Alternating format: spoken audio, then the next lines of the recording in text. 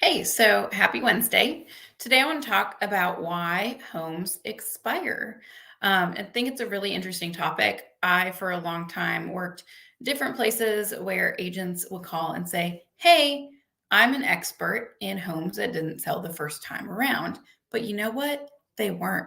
They had no idea what they were talking about. They were literally looking at when homes expired, um, and then just trying to go after that business, and they're not providing any value. So something that I do regularly is I will go through and I will look at listings that expired, and I'll take my little red pen, um, and I'll look at why they actually expired.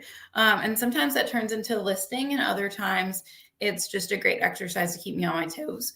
But these are the main reasons I see why homes expire. So I'm going to go over just a list and then go from there. So, biggest things I see are really just not putting in the effort. So I see a lack of advertising. You don't have signs to the house. You don't have social media posts about the house. You're not running ads. You're not throwing it on Google, on Facebook, Instagram, even TikTok. You're not running any print ads. It's literally stick a sign in the yard, run it through the MLS, and hope for the best. And that just doesn't cut it anymore. The second thing I see, which I harp on all the time, is professional photography. It's not that hard. If someone's coming through your house with their cell phone, you need to kick them out and make sure that you haven't signed paperwork yet, because it is not going to go well. You need a professional photographer. Most of the time, I also do videography. 9 times out of 10, we're going to do drones unless there is an air restriction on that area, which I've sold some close to the airport. We can't do drones. Then we come with our stupidly really long selfie stick and get one that looks like a drone because it's still important. If there is a ton of land, this is extra important because you want to showcase that property, right? So speaking of land, the other thing I see is, oh, it has acreage, but it's not in any of the pictures. I don't know what that land looks like. For someone looking for land, there's nothing enticing them. Then there are ones where they put in the lot dimensions as is legally required, but they don't do the little bit of effort to do that conversion into acreage. Well, if myself or really my clients, because my clients don't know that agents don't put it in correctly, are looking on Zillow, Realtor, what have you, and they want at least an acre, or really I find it more in less than an acre. Say they want at least a half an acre and they're putting in 0.5 or more. I guarantee you at least half of the homes that would fit their needs are not popping up because the agent hasn't converted those dimensions to acreage. It's not that hard to say, hey, it's 0.43 of an acre. 43,560. That's how many square feet are in an acre. If you can't divide that out, you probably don't need to be in this field. So that's something that's really easy that is a disservice to the seller. I see all the time. Another thing I see is not looking at highest and best use or different possibilities. There are a lot of times where something could be commercial, it could be residential. That's less common, but it does happen, right? So in those cases, I'm going to post it in both because it could go either. I did see one that was listed as commercial, or listed as residential rather, but it's zoned as commercial. Where it's zoned, it's very unlikely that that would be turned back to residential. And they're marketing it entirely as like a residential home. Well, that's a business and it's zoned commercial, and the whole yard is a parking lot. So why are you trying to advertise that residentially? It's not the highest and best use, and it's not the audience you're going after. This one I love as an example because cute house, Heart of Ringgold. But as of the time this was listed, there was still a tenant in this property for 9 more months. There's a lease in place. Legally, you have to abide by that lease, even if you're the new owner. So we know it's going to be an investor buying this, because someone buying it to live in it, no loan's going to let you buy it and wait 9 months to move in as a primary residence. It's not going to happen. Lenders, if there's something new I don't know about, please correct me. I do stay in my lane. But I'll read you this description because let me read it. Introducing and enhancing residence, ideally located within walking distance of downtown Ringgold. Set on an expansive 1.5-acre lot, this home is embraced by picturesque landscapes adorned with majestic trees and vibrant flowers. Revel in the tranquility of your own private yard, boasting captivating views. Step inside this generously proportionated abode featuring original hardwood floors that grace most of the rooms, exuding timeless charm. Begin your day in the delightful sunroom, a perfect spot to relax while immersing yourself in the beauty of the surroundings. Furthermore, an additional detached mother-in-law suite complements this already remarkable home. Don't miss the opportunity to experience this exceptional property firsthand. Schedule your viewing today.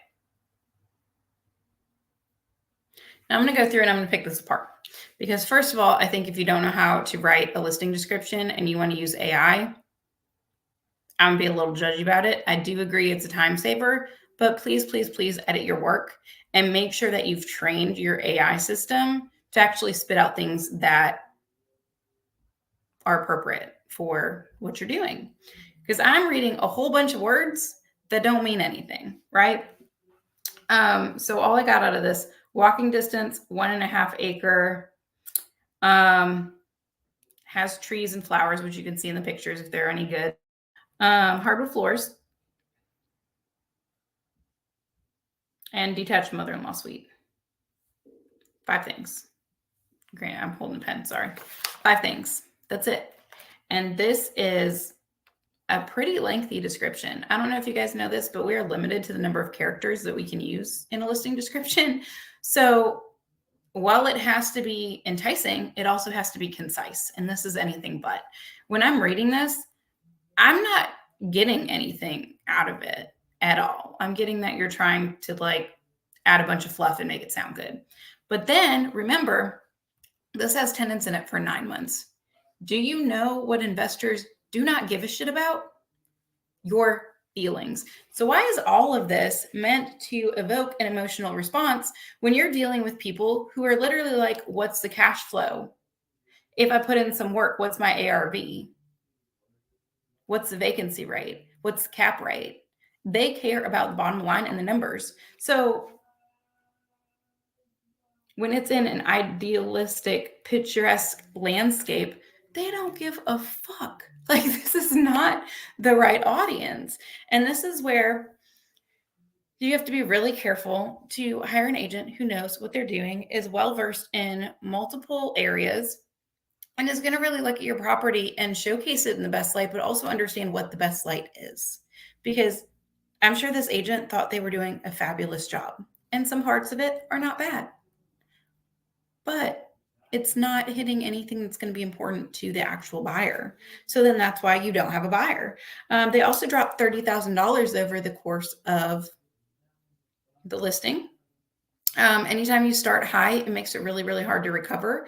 I have taken a couple listings I thought were a little high, but I've had that conversation up front. It's going to take a while. It won't be fast because that's not what I would price it at based on comps and being competitive.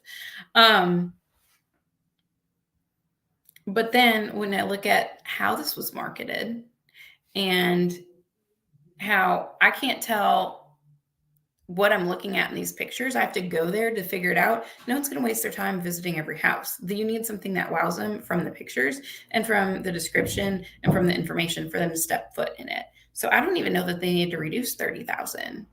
And obviously it didn't work anyway, but I don't even know if they need to do that. They just need to do a better job on the front end. Randomly pull out another one just because this is fun for me.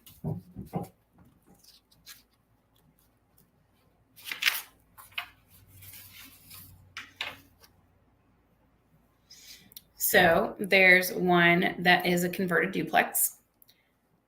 First picture. Now, normally I suggest the outside photo as the first picture. First of all, this one's not a very good one. Again, get really good professional photography. But in this case, I would not have used the front of the house because it's a converted duplex. And me as an agent went to the tax to verify single family home. It's no longer a duplex because I'm confused. It's saying it's an updated 3-bedroom, 2-bath house, but I'm seeing duplex in the picture. Is it the same property? Maybe you uploaded the wrong pictures. I don't know. So honestly, for this one, I would take a really, really good shot of the interior and put that first, because that's what's going to capture attention. And in my description, I'm going to explain that it's a converted duplex so that it's not confusing and people aren't going here like, I don't know what this is. Do I even want to go see it? So that's just another thing that is helpful. In this case, they didn't say anything about there being ample parking, which there is. Also can't tell that from the first picture. Again, I like drones for a reason. They showcase a lot. And this one sat on market 177 days, also dropped 30,000 from original list price. So price matters, and some agents are going to argue anything can be overcome with price. But my job, not just because I take pride in it, but also legally my fiduciary responsibility is to get you the most money possible as a seller. So why would I do price drop if I haven't looked at what my pictures are, what my description is, what my advertising is? Are there small cosmetic repairs that can be done?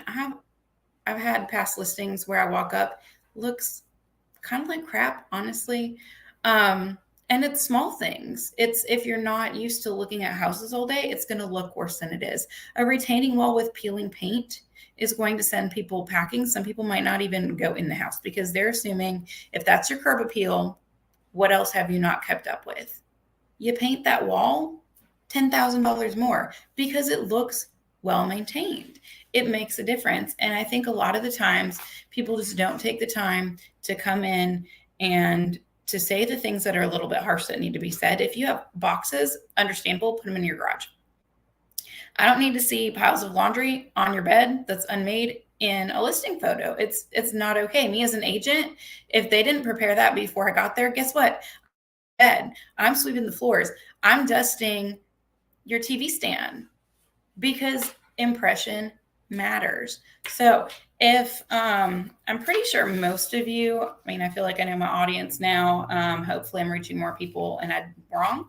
But I feel like most of you probably aren't in this situation where you've had, sorry, my nose ring, gross, have had a listing expire over the last year or two. But if you have, and you want to look into that, let's talk about it, because a lot of the things I'm seeing are mistakes that aren't even price.